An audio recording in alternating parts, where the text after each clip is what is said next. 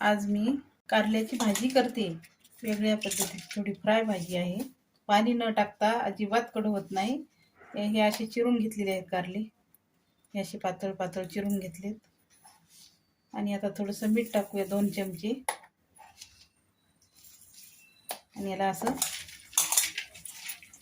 चांगलं चोळून घ्यायचं आणि असं पिळायचं.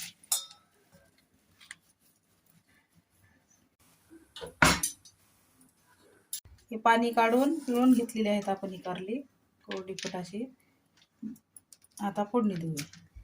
तेल टाकले, तेल तापायला ठेवलं. आता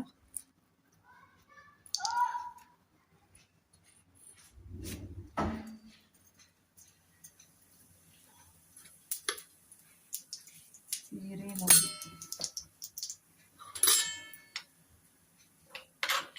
आणि लसूण.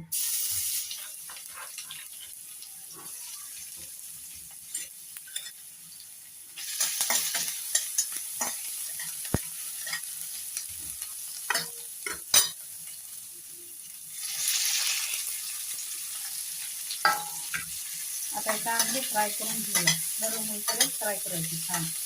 टाकायची. कारले आपले फ्राय झालेले आहेत. झाकून नाही ठेवायचं याला फ्राय करताना, नाही तर कडू होते. अजिबात झाकायचं नाही. आता तुम्ही बघा ही कशी छान झाली.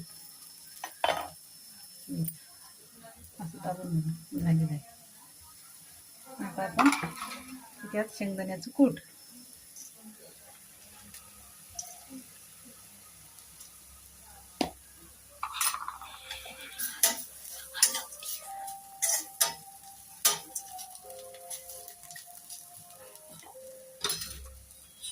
हळद टाकायची. अशीच टाकायची हाताने, चमच्याने एकाच जागी पडते.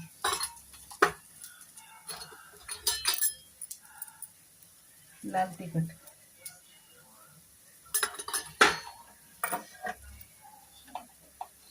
आणि कोथिंबीर.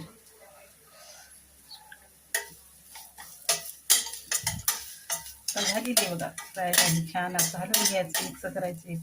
आता मीठ नाही टाकायचं, पहिल्यानं आपण मीठ टाकलेलं आहे ना, आता मीठ टाकायचं नाही. आता हे पूर्ण झाली ना, आता झाकून ठेवायची. आणि भाकरी आणि आंब्याची कैरी चटणी केली. नक्की करून बघा, ट्राय करा, लाईक करा, शेअर करा. धन्यवाद.